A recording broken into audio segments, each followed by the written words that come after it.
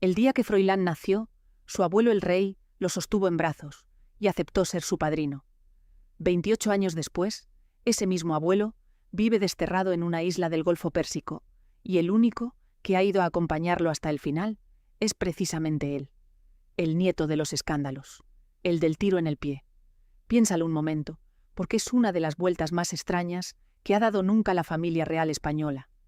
Durante 20 años, Froilán de Marichalar fue el problema. Fue el chico que le pegó una patada a una niña de 7 años en la boda de los reyes, delante de España entera. Fue el adolescente que se disparó en el pie con una escopeta que no debería haber tocado. Fue el joven de las peleas en discotecas, de las navajas, de los titulares que la Casa Real habría pagado por enterrar. Fue, durante 2 décadas, el apellido que todo el mundo asociaba con el bochorno. Y hoy es el bastón de un rey caído. Hoy vamos a contar la historia completa de Felipe Juan Froilán, de todos los santos de Marichalar y Borbón, y os prometo que no es la que esperáis. Vais a descubrir de dónde salió realmente ese niño rebelde y por qué la propia familia acabó mandándolo a miles de kilómetros de casa. Vais a repasar, uno por uno, los escándalos que lo convirtieron en el personaje más incómodo de la monarquía, pero también lo que había detrás de cada uno de ellos, que casi nunca se cuenta. Y sobre todo, vais a entender cómo el nieto que sobraba se ha convertido, según las propias palabras del rey Juan Carlos, escritas en sus memorias, en uno de sus mayores orgullos y en el único sostén de su soledad. Y mientras lo contamos, va a quedar flotando la misma pregunta que recorre cada historia de este canal. ¿De qué sirve nacer nieto de un rey, cuarto en la línea al trono de España, con un padrino que lleva corona, si creces sintiendo que estorbas, si el país entero se ríe de ti antes de que cumplas los 20, y si tu destino acaba siendo hacerle compañía a un anciano desterrado en una isla que no es la tuya? Porque Froilán lo tuvo todo: sangre real, apellido, dinero, un lugar en la historia. Y durante mucho tiempo pareció que todo eso, en lugar de salvarlo, lo estaba hundiendo. Para entenderlo, hay que volver al principio, a un bautizo en la Zarzuela.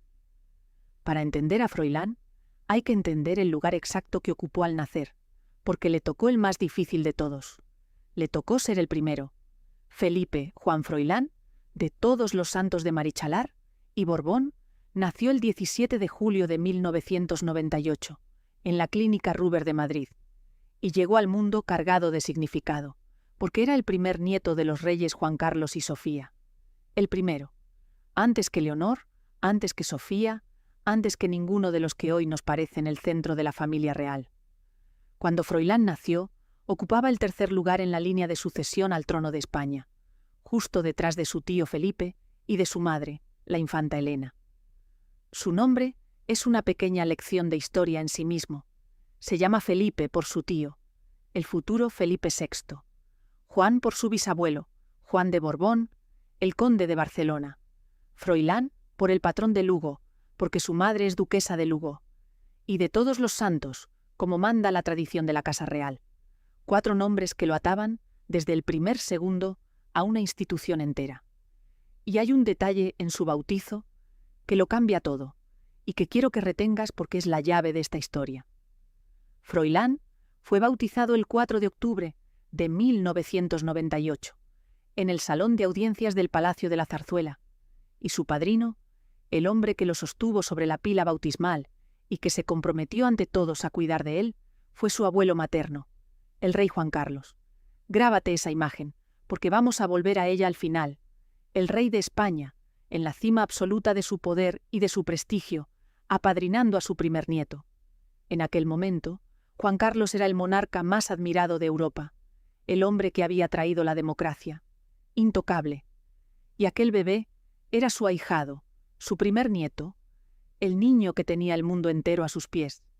Y para que entiendas lo alto que nació Froilán, fíjate en cómo ha ido cambiando su lugar en la línea de sucesión con el paso de los años, porque cuenta una historia por sí solo.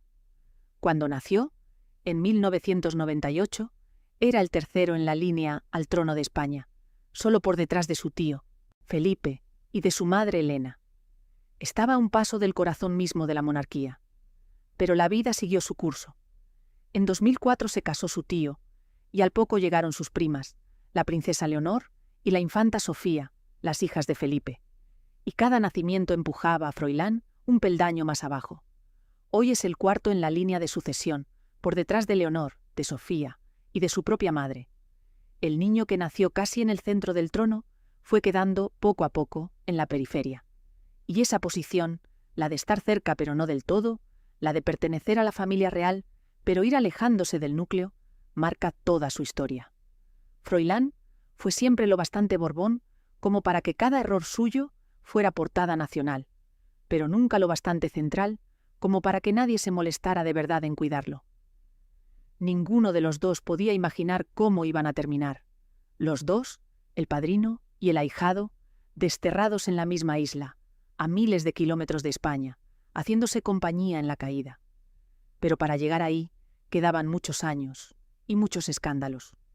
Y el primero llegó antes de lo que nadie esperaba. El primer gran escándalo de Froilán no llegó en una discoteca ni de mayor. Llegó con 5 años, vestido de paje, delante de las cámaras de medio mundo. El 22 de mayo de 2004 se casaban en Madrid, el príncipe Felipe y Leticia Ortiz. Era uno de los acontecimientos más vistos de la historia reciente de España. Una boda real, retransmitida a decenas de países, con la familia entera desfilando bajo la lluvia ante millones de espectadores. Y entre el cortejo nupcial iba Froilán, que entonces tenía 5 años, junto a otros niños de la familia que hacían de damas y pajes. Y Froilán, sencillamente, no aguantó. En pleno acto, delante de todo el mundo, el niño le propinó una patada a Victoria López Quesada, una de las damitas de honor, una niña de 7 años. Y por si fuera poco, dedicó un corte de manga a los fotógrafos. Aquellas imágenes dieron la vuelta al planeta. El nieto travieso de los reyes, incapaz de estarse quieto en la boda más importante del país. Visto hoy, con perspectiva, uno podría decir que no es más que lo que hace un crío de 5 años, aburrido en una ceremonia larguísima. Y probablemente sea verdad. Pero hay algo casi profético en aquella escena, y es que resume perfectamente lo que iba a ser la relación de Froilán con las normas durante los siguientes 20 años. Porque si algo define la biografía pública de este chico, es que las reglas, ya sean las del protocolo, las del sentido común o incluso las del Código Penal, siempre parecieron estar escritas para otros, nunca para él. Y aquí conviene ser justos y dar el contexto que casi nadie da. Froilán era un niño con dificultades reales. Su expediente escolar estuvo marcado por la dislexia y por otros problemas de aprendizaje, algo que ha reconocido incluso la biógrafa oficial de su abuelo. Repitió curso más de una vez, cambió de colegio varias veces. Fue, en resumen, un niño que lo pasó mal en los estudios, en una familia donde se esperaba de él que estuviera a la altura de un apellido enorme. Y por si eso fuera poco, sus padres, la infanta Elena y Jaime de Marichalar, se separaron cuando él todavía era pequeño, en un proceso que terminó en divorcio en 2010. Así que detrás del meme, detrás del niño de la patada, había un crío con problemas de aprendizaje, con una familia que se rompía, y con el foco de un país entero encima desde el día en que nació. Aquello no justifica lo que vino después, pero ayuda a entenderlo, y merece la pena detenerse un momento en ese divorcio, porque marcó a Froilán más de lo que nadie quiso reconocer en su día.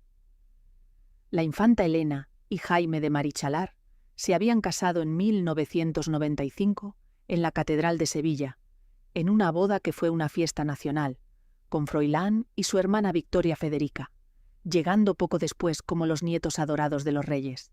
Parecían la familia perfecta. Pero por debajo, el matrimonio hacía aguas, y en 2007 se anunció la separación, que terminó en divorcio en 2010. Fue el primer divorcio de un hijo de un rey de España en la historia reciente, un terremoto para una institución que se apoya precisamente en la imagen de familia unida y ejemplar. Y en el centro de ese terremoto había 2 niños, Froilán y su hermana, que veían cómo sus padres se separaban bajo la mirada de un país entero, sin ninguna intimidad, con cada detalle del proceso convertido en carne de revista. Crecer así, con los padres rompiéndose en público, con el apellido de 2 familias enormes pesando sobre los hombros, con las cámaras esperando cada tropiezo, no es fácil para nadie, y menos para un niño con dislexia, al que además le costaba encontrar su lugar. Y lo que vino después llegó de la forma más estruendosa posible, con una escopeta en la mano. Si le preguntas a cualquier español por Froilán, hay una imagen que aparece antes que ninguna otra: el tiro en el pie. Y merece la pena contar exactamente qué pasó, porque es más grave y más revelador de lo que el meme deja ver.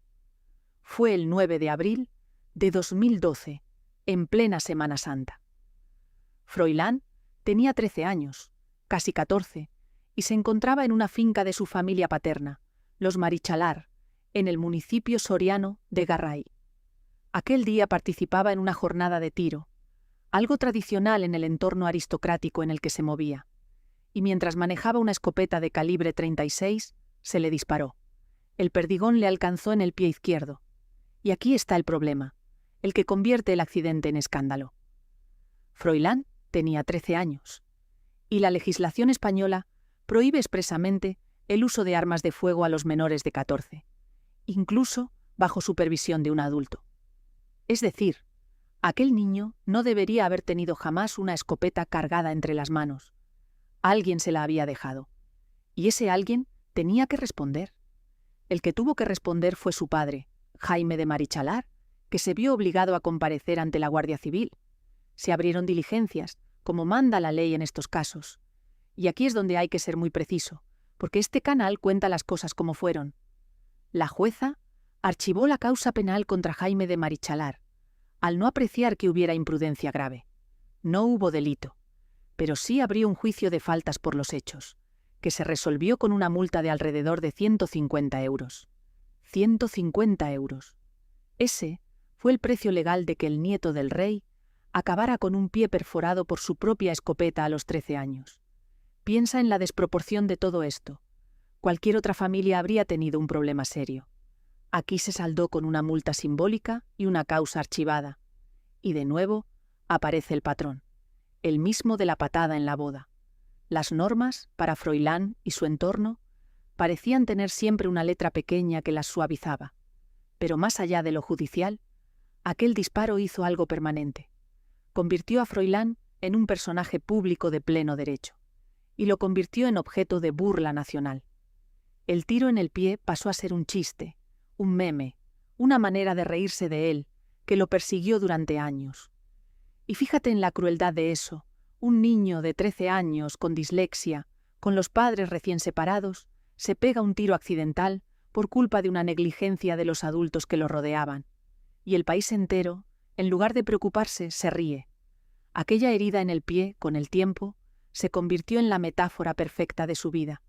Un paso en falso, con consecuencias visibles, del que sin embargo se levantó una y otra vez. Y para entender del todo por qué aquel disparo hizo tanto daño a la imagen de Froilán, hay que hablar de algo que casi nunca se cuenta con la seriedad que merece, que es su etapa escolar. Porque los años de colegio de Froilán fueron durísimos. El chico arrastraba dislexia, una dificultad de aprendizaje real y diagnosticada que hace que leer y escribir sea un esfuerzo enorme, y arrastraba también otros problemas académicos. Repitió curso más de una vez. Cambió de centro en varias ocasiones, y en más de una de esas ocasiones, la prensa se cebó con su expediente, publicando sus notas, sus suspensos, sus repeticiones, como si fueran noticias de interés nacional. Imagina lo que es eso. Imagina ser un adolescente con dislexia, al que le cuesta el doble que a los demás sacar adelante un curso, y abrir el periódico y encontrarte tus propias notas publicadas para que el país entero opine sobre lo tonto que eres. Porque eso es lo que le pasó a Froilán. Su fracaso escolar, que en cualquier otro niño habría sido un asunto privado entre él, sus padres y sus profesores, se convirtió en material de burla pública. Y aquello, sumado al tiro en el pie, terminó de construir el personaje, el nieto torpe, el que se disparaba solo, el que no aprobaba, el chiste. Nadie se paró a pensar que detrás de todo aquello había un crío que lo estaba pasando muy mal, un crío con una dificultad de aprendizaje, con una familia rota, con un apellido que pesaba toneladas y con una prensa que no le daba tregua. La sociedad española decidió muy pronto que Froilán era el bufón de la familia real, y ya no le dejó ser otra cosa durante casi 20 años. Si esta historia te está atrapando, suscríbete al canal, porque lo que viene ahora es la etapa que estuvo a punto de acabar de verdad con la reputación de Froilán. La de las discotecas, las peleas y los disparos que ya no eran suyos. A medida que Froilán se hizo mayor, los escándalos dejaron de ser cosa de niños y empezaron a ser mucho más serios. Y hubo unos años, alrededor de 2022, en los que pareció que el chico iba directo al abismo. Froilán se convirtió en un habitual de la noche madrileña. Discotecas exclusivas, locales de moda, un grupo de amigos con dinero y una afición por la fiesta que empezó a traspasar fronteras y a llenar titulares. Y de la fiesta a los problemas hubo, muchas veces, un solo paso. Ya de adolescente, había protagonizado un episodio con su propio primo, Pablo Urdangarín, al que, según se contó, le propinó un cabezazo durante un curso de vela. Pero lo peor llegó en el verano de 2022, y llegó el día de su cumpleaños. A mediados de julio de 2022, mientras celebraba sus 24 años, Froilán se encontraba en una discoteca de lujo de Marbella, y aquella noche, dentro del local, un individuo empezó a disparar. Varias balas. El tiroteo dejó 5 personas heridas en el interior de la discoteca. Y aquí hay que ser absolutamente claro, porque es una cuestión de justicia. Froilán no disparó a nadie. Froilán no fue el autor de aquel tiroteo. Simplemente estaba allí. Era uno más de los presentes cuando alguien la lió a tiros.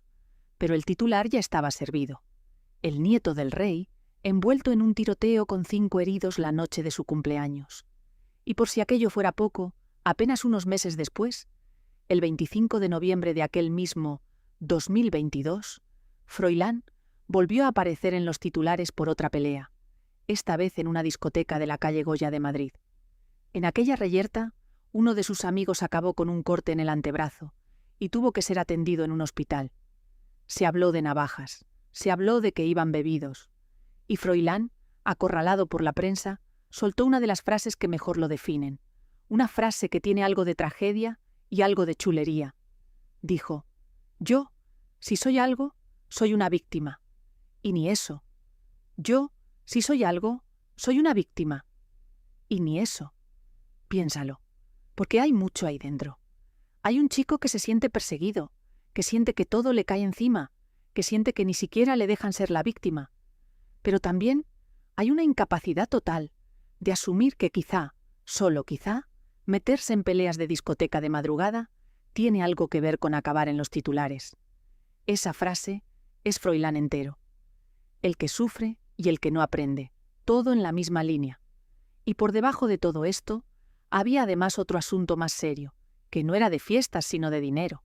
En 2020, varios medios revelaron que Froilán, al igual que su hermana Victoria Federica, había usado durante al menos 3 ejercicios fiscales unas tarjetas opacas para pagarse gastos personales.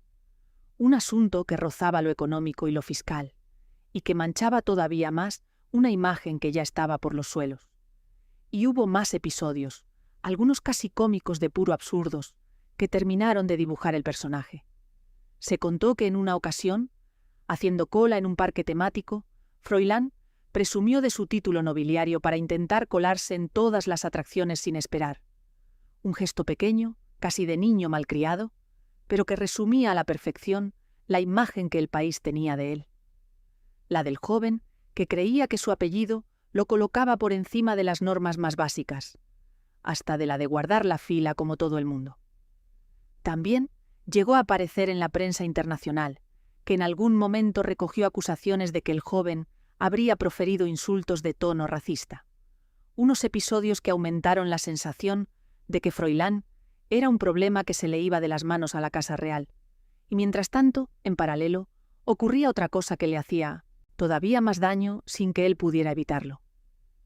Su hermana pequeña, Victoria Federica, 2 años menor que él, empezaba a despegar como personaje público por el camino contrario. Mientras Froilán acumulaba escándalos, ella se convertía en una influencer de moda, con su estilo propio, sus campañas, su hueco en el mundo de las tendencias y las redes sociales. Los 2 hermanos, criados en la misma casa, con los mismos apellidos y las mismas dificultades, tomaban caminos opuestos a ojos del público. Ella subía como estrella de Instagram. Él bajaba como la vergüenza de la familia. Y esa comparación constante, hermana triunfadora frente a hermano problemático, fue otra losa más sobre los hombros de un chico que ya cargaba con demasiadas. La suma de todo aquello, las peleas, el tiroteo, las navajas, las tarjetas, el parque temático, dibujaba un retrato demoledor. El de un joven de 24 años, cuarto en la línea de sucesión al trono de España, completamente descontrolado, que salpicaba con cada escándalo la imagen de una corona que ya tenía bastantes problemas propios. Y en la familia, alguien decidió que aquello había que pararlo, como fuera. La solución que encontró la familia real para el problema de Froilán fue la misma que los Borbones llevan siglos aplicando a sus miembros incómodos: poner tierra de por medio, mucha tierra, porque no es la primera vez, ni de lejos, que esta dinastía resuelve un problema familiar, mandando lejos al que molesta. La historia de los Borbones está llena de destierros, de exilios dorados, de parientes apartados discretamente cuando su presencia se volvía incómoda para la institución. Es una receta vieja, casi un reflejo. Cuando un miembro de la familia amenaza con manchar la imagen del conjunto, se le aleja, se le da un destino en el extranjero, se le pierde de vista hasta que las aguas vuelven a su cauce. Y a Froilán le tocó exactamente eso. Se convirtió en el enésimo Borbón al que la familia decidió alejar por el bien de todos. En enero de 2023 se conoció la decisión. La infanta Elena, su madre, había resuelto enviar a Froilán a vivir a Abu Dhabi, la capital de los Emiratos Árabes Unidos, a más de 5.000 kilómetros de Madrid, y no a cualquier sitio de Abu Dhabi, sino junto a su abuelo, el rey emérito Juan Carlos I, que se había instalado en aquel país en agosto de 2020, huyendo de sus propios escándalos. Oficialmente, el traslado se presentó como una oportunidad profesional. Se dijo que Froilán se iba a hacer prácticas, a labrarse un futuro, a crecer en el mundo de la empresa. Y en parte fue verdad, porque efectivamente empezó a trabajar. Desde febrero hasta diciembre de 2023, Froilán trabajó para la petrolera ADNOC, la gran compañía energética de los Emiratos, en el mismo periodo en que Dubái acogía la cumbre del clima COP28. Más adelante, desde el verano de 2024, pasó a trabajar como consultor junior en una multinacional con sede en Abu Dhabi, en tareas relacionadas con la logística, el marketing y las relaciones públicas, que encajaban con su formación en publicidad y marketing. Pero por debajo de esa narrativa oficial de oportunidad profesional, casi todo el mundo leyó otra cosa. Leyó un exilio, una retirada estratégica. La misma jugada de siempre, disimulada de currículum. Se apartaba al nieto problemático del circuito de fiestas de Madrid, se le alejaba de las cámaras y se le colocaba bajo la vigilancia del único miembro de la familia que ya no tenía una reputación que perder, porque también la había perdido. El abuelo desterrado acogía al nieto desterrado. Dos problemas de la corona, juntos, en la misma isla del Golfo Pérsico, lejos de todo. Y aquí ocurre lo inesperado, lo que nadie había previsto, porque aquel destierro, que parecía un castigo, funcionó. Lejos de los focos, lejos de las discotecas de Madrid, lejos del grupo de amigos que lo metía en líos, Froilán empezó a cambiar. Los meses fueron pasando y el chico de los escándalos dejó de dar escándalos. Cumplió más de un año sin un solo titular grave, algo que no había conseguido en toda su vida adulta. Se le vio yendo a trabajar por las mañanas. Se le vio con un perfil bajo, contenido, casi irreconocible. Y llegó a decir, delante de las cámaras, una frase que sonaba sincera. Estoy muy feliz con mi abuelo y con todo. Incluso se adaptó a la cultura del país que lo había acogido de una forma que sorprendió a muchos. Se contó que Froilán llegó a hacer el Ramadán, el mes de ayuno de los musulmanes, integrándose en las costumbres de Emiratos. El chico que no respetaba ninguna norma en España se sometía voluntariamente a una de las disciplinas más exigentes que existen en su país de acogida. Algo, en el fondo, había cambiado de verdad. Y hubo un dato que lo confirmó, un dato pequeño pero enorme al mismo tiempo. Froilán empezó a sostenerse económicamente por sí mismo. Fuentes cercanas aseguraron que el chico vivía de su sueldo, de su trabajo como consultor, sin depender de las ayudas de la familia. Para cualquier joven de veintitantos, eso es lo normal. Pero para un nieto de reyes, para alguien que había crecido rodeado de privilegios y que había usado tarjetas opacas para pagarse caprichos, aprender a vivir de una nómina era una revolución silenciosa. Por primera vez en su vida, Froilán sabía lo que era levantarse temprano cada mañana para ir a trabajar y pagarse sus cosas con lo que ganaba. Y en medio de aquella nueva vida disciplinada estaba el abuelo, porque la relación entre Froilán y Juan Carlos, lejos de ser la de dos parientes que simplemente coinciden en la misma ciudad, se convirtió en el eje de la vida de los dos. Se les vio juntos en conciertos. Se supo que compartían las comidas, que veían juntos los partidos de fútbol por televisión, que charlaban durante horas.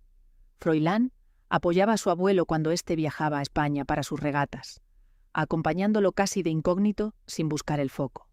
Y cuando Juan Carlos mencionó a su nieto en el libro de memorias, Froilán le devolvió el gesto públicamente, con cariño, sin estridencias. Se había formado, en aquella isla del Golfo Pérsico, una alianza que nadie había previsto. La de dos hombres a los que España había apartado, cada uno por sus propios motivos, y que habían encontrado el uno en el otro exactamente lo que les faltaba. El abuelo le dio a Froilán un lugar lejos del ruido, una segunda oportunidad, una calma que nunca había tenido. Y Froilán le dio al abuelo lo que ningún otro miembro de la familia le estaba dando, que era compañía, presencia, y el consuelo de no estar completamente solo en el destierro. Y hubo un gesto, ya en su nueva etapa, que enseñó hasta qué punto había cambiado por dentro aquel chico. Cuando en el otoño de 2024, una terrible catástrofe de lluvias e inundaciones asoló la provincia de Valencia y dejó a miles de personas atrapadas entre el barro y la desgracia, Froilán le comunicó a su madre que quería viajar a la zona cero de la tragedia para ayudar. La infanta Elena, según se contó, se opuso con fuerza a que fuera, pero el mero impulso, el hecho de que su primera reacción ante una catástrofe fuera querer arrimar el hombro entre el fango, decía mucho de la persona en la que se estaba convirtiendo. El chico que años atrás presumía de su título para colarse en un parque temático, quería ahora ir a cargar sacos de barro junto a voluntarios anónimos. Ese contraste, ese abismo entre el Froilán de antes y el de ahora, es el corazón de esta historia. Si esta historia te está llegando, suscríbete y déjame en los comentarios qué otra historia de la realeza quieres que cuente. Porque lo que viene ahora es el giro que convierte esta historia en algo que nadie esperaba. El momento en que el rey caído decidió hablar de su nieto por escrito, para que lo leyera el mundo entero. En noviembre de 2025, el rey Juan Carlos hizo algo que casi ningún monarca ha hecho jamás. Publicó sus memorias completas, en primera persona, contando su versión de toda una vida. El libro se tituló Reconciliación. Lo escribió junto a la historiadora Laurence de Bray, y sacudió España y Francia antes incluso de llegar a las librerías. Aquellas memorias eran, en gran parte, un ajuste de cuentas. Juan Carlos hablaba de Corinna, hablaba de Franco, hablaba de su distanciamiento de Felipe, hablaba de la fortuna, hablaba de sus errores. Era el relato de un hombre herido, dolido, que quería contar su verdad antes de morir, y describía su vida en Abu Dhabi con una expresión que se quedó clavada en todos los titulares. La llamó un exilio casi carcelario, un rey que se sentía preso en una isla de lujo, lejos de su país, abandonado por casi todos. Y para entender por qué el capítulo dedicado a Froilán emociona tanto, hay que entender lo amargo que era el resto del libro. Porque en aquellas páginas, Juan Carlos repartía reproches en casi todas las direcciones. A Corinna, la mujer con la que mantuvo una relación, la señalaba por haber contribuido a su caída, escribiendo que empañó su reputación y que él se convirtió en una presa fácil. De su hijo, el rey Felipe, hablaba con un dolor evidente, con la sensación de haber sido abandonado por el heredero al que había preparado, sacrificado en nombre del deber de la corona. Reconocía errores enormes, como haber aceptado regalos millonarios que jamás debió aceptar. Era, en conjunto, el testamento de un hombre que sentía que casi todo el mundo le había dado la espalda al final de su vida. Y en ese mar de amargura, de cuentas pendientes y de heridas abiertas, había una sola isla de paz, un único capítulo donde el rey no reprochaba nada, no ajustaba nada, no reclamaba nada. Ese capítulo era el de su nieto Froilán. Dedicó el último capítulo de sus memorias, el que tituló Mi cotidianidad en la isla de Nuray, a la única persona que, según su relato, no lo había abandonado. Y el tono de ese capítulo, según quienes lo han leído, cambia por completo respecto al resto del libro. Aquí el rey ya no está enfadado. Aquí no hay ajuste de cuentas. Aquí Juan Carlos se muestra más abuelo que rey, más hombre que institución. Y escribe cosas que, viniendo de un monarca, son sorprendentemente humanas y sorprendentemente tristes. Escribe, sobre Froilán, una frase que resume la vuelta entera que ha dado esta historia. Dice: mi papel era antes ocuparme de los demás. Ahora es él quien se preocupa por mí. Los papeles se han cambiado, su compañía me alegra y su amabilidad me emociona. Pese a las vicisitudes de la corona, seguimos siendo una familia. Los papeles se han cambiado. Léelo otra vez. El rey que apadrinó a aquel bebé en la zarzuela, el hombre poderosísimo que tenía que ocuparse de todos, ahora es un anciano al que cuida su nieto. El que sostenía a los demás ahora es sostenido. Y quien lo sostiene es precisamente el que todos daban por perdido. Y se contó que la infanta Elena, la madre de Froilán, recibió aquel libro con una emoción enorme. Según personas de su entorno, lo consideró uno de los mayores regalos de su vida, porque veía a su padre reconociendo por escrito, para toda la posteridad, que su hijo, el chico al que tantos habían dado por imposible, se había convertido en alguien de quien sentirse orgulloso. Para una madre que había sufrido en silencio cada titular, cada escándalo, cada burla contra su hijo, aquellas páginas eran una especie de reparación, la prueba, negro sobre blanco, de que su niño valía mucho más de lo que el mundo había querido ver. Hay más frases, y todas van en la misma dirección. Juan Carlos escribe que Froilán es uno de sus mayores orgullos. Escribe: he quitado una preocupación a Felipe y a la corona, y he ayudado a la familia. Es decir, el abuelo se atribuye el mérito de haber rescatado al nieto, que todos habían tirado la toalla, y lo presenta como un servicio a la propia institución que lo desterró a él. Y hay un detalle doméstico que de tan tierno resulta casi doloroso. Juan Carlos cuenta en el libro cómo le enseña a su nieto a cocinar. Escribe que le dice: hazte unos huevos fritos, están buenos y son fáciles. No olvides echar un chorrito de aceite de oliva cuando calientes la sartén. Un rey de España, que gobernó durante casi 40 años, que trató con presidentes y con jeques, reducido a enseñarle a su nieto a freír un huevo en una cocina de una isla del Golfo Pérsico. No hay imagen que resuma mejor lo que fue el ascenso y la caída de Juan Carlos I, y no hay imagen que resuma mejor lo que Froilán significa para él ahora. Pero en ese mismo capítulo, tan tierno, tan doméstico, Juan Carlos deslizó también un dardo, y fue un dardo dirigido a una persona muy concreta, una persona que además es de la familia, porque el rey, al hablar del pasado turbulento de su nieto, buscó una explicación, buscó un motivo por el que aquel chico había acabado tan descontrolado, y no lo encontró en la fama, ni en el dinero, ni en la presión de ser nieto de reyes. Lo encontró en una sola cosa.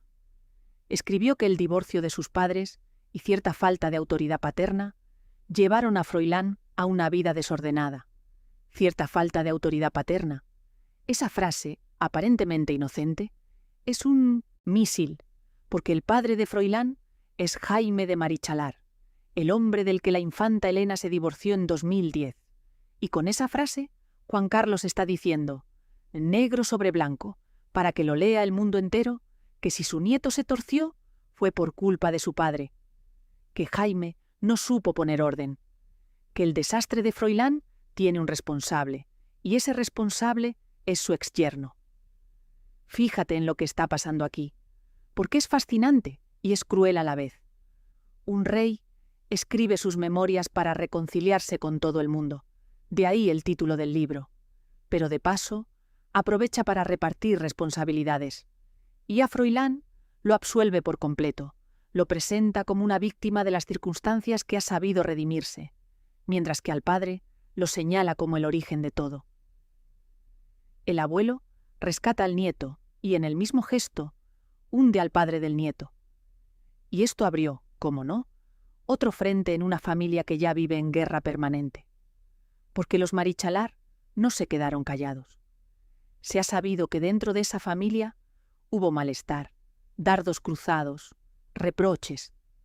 La publicación de las memorias, lejos de reconciliar a nadie, añadió una herida más a un clan que lleva décadas lanzándose reproches por la prensa. Y en medio de todo, Froilán, el que había provocado sin querer aquel comentario, volvía a estar en el centro de una tormenta que no había buscado.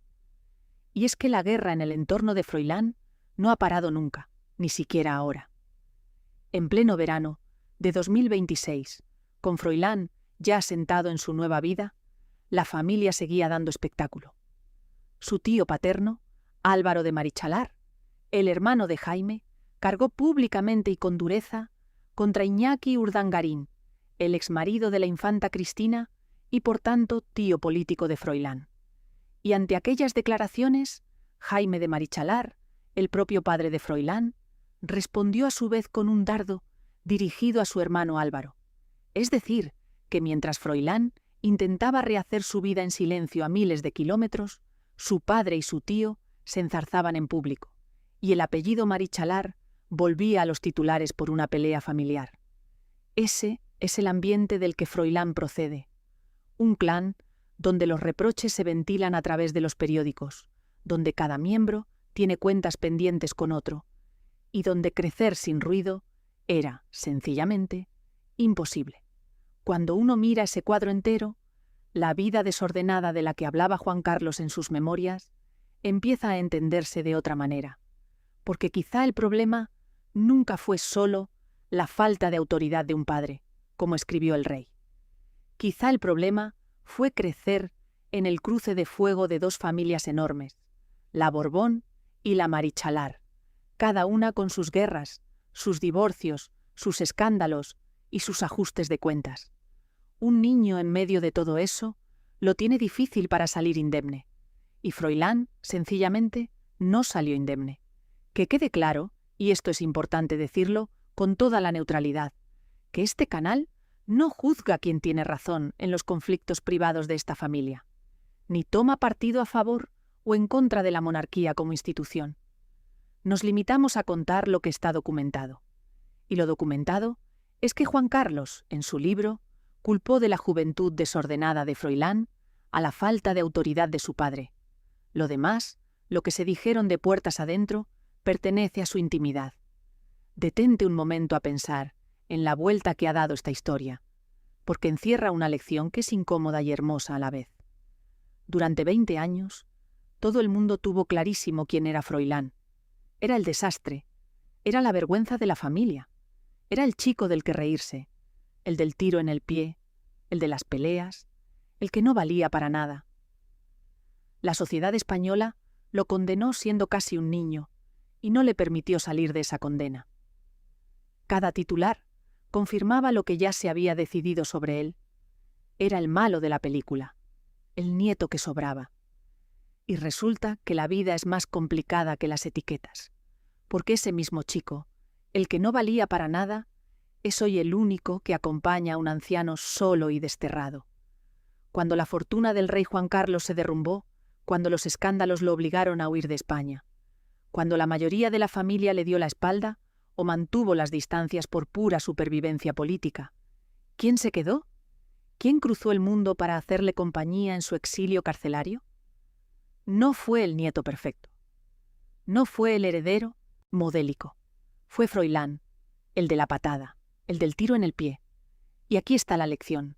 Y es una lección sobre las segundas oportunidades, porque la historia de Froilán demuestra que a las personas se las juzga demasiado pronto y demasiado fuerte. Que un adolescente con dislexia, con los padres divorciados y con el foco de un país encima, puede parecer un caso perdido, y sin embargo, llevar dentro la capacidad de convertirse en el sostén de otra persona.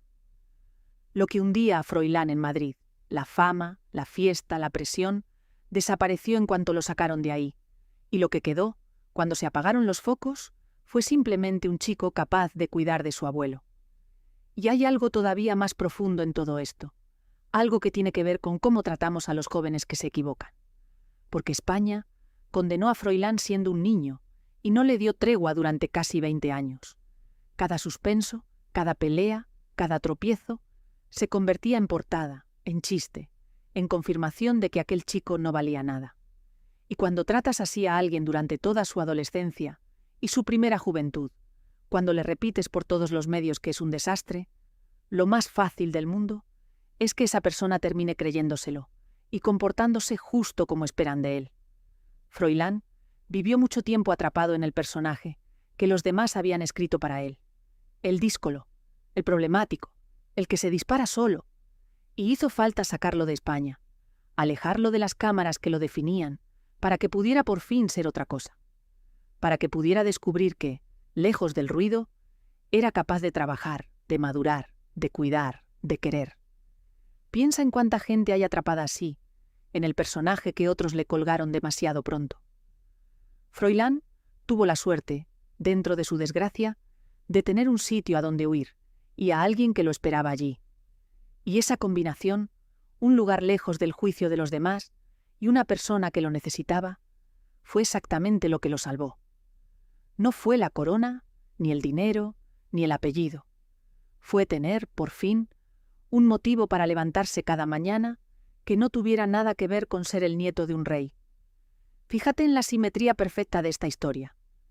Empezamos con un bautizo, en 1998, en el que el rey más poderoso de Europa apadrinaba a su primer nieto y se comprometía a cuidar de él. Y terminamos, casi 30 años después, con ese mismo nieto cuidando de ese mismo rey, ahora caído, ahora anciano, ahora solo. El padrino se convirtió en el ahijado. El que prometió cuidar, acabó siendo cuidado. Y quien cumplió la promesa del bautizo, al final, no fue el rey, fue el niño. Y llegamos a la verdad que recorre cada historia de este canal, que ni la corona, ni la sangre real, ni el apellido más alto de España protegen a nadie de la soledad ni de la caída. Juan Carlos lo tuvo todo y acabó preso en una isla, enseñándole a freír huevos a su nieto. Froilán lo tuvo todo y creció sintiéndose un estorbo, condenado por un país entero antes de ser adulto. Y sin embargo, en esa isla lejana, los dos rotos se encontraron, y el que sobraba resultó ser el único que quedaba. Mira la vida de Froilán de Marichalar entera, de principio a fin, y verás que es la historia de un chico al que le costó casi 30 años encontrar su sitio, y que lo encontró en el lugar más inesperado del mundo. Nació el primero de todos los nietos, tercero en la línea al trono, con un rey por padrino y un país entero pendiente de él. Le pegó una patada a una niña en la boda de los reyes cuando tenía 5 años. Se disparó en el pie con 13, y el país lo convirtió en un chiste que duró una década. Cargó con la dislexia, con el divorcio de sus padres, con las expulsiones del colegio. Creció y se hizo un habitual de la noche de Madrid, con sus peleas, sus navajas, su tiroteo de cumpleaños y sus tarjetas opacas. Se convirtió para España entera en el desastre de la familia real. Y entonces lo desterraron a Abu Dhabi, y en aquel destierro, contra todo pronóstico, se encontró a sí mismo, encontró la calma y encontró a un abuelo que lo necesitaba. Su historia es la prueba de que las personas no son las etiquetas que les colgamos cuando son jóvenes. Froilán fue el nieto imposible, el que sobraba, y ha terminado siendo, en palabras del propio rey, uno de sus mayores orgullos y el sostén de su soledad, la caída de Juan Carlos.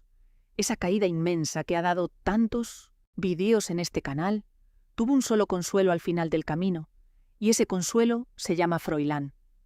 Y hay una última imagen con la que quiero que te quedes, porque lo resume todo. Cada 17 de julio, el día de su cumpleaños, ese mismo día en que hace 28 años, los reyes de España celebraban emocionados la llegada de su primer nieto, Froilán lo pasa ahora lejos de casa, en una isla del Golfo Pérsico, con un abuelo anciano y desterrado como principal compañía. No hay grandes fiestas, no hay portadas, no hay el bullicio de antaño. Hay un chico que aprendió a estar en paz consigo mismo, celebrando un año más de vida, junto al único que nunca dejó de considerarlo familia de verdad.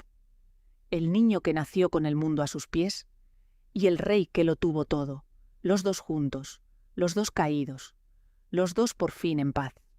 Y en esa estampa, tan sencilla y tan triste a la vez, hay más verdad sobre lo que de verdad importa en la vida que en todos los palacios y todas las coronas que esta familia ha tenido jamás.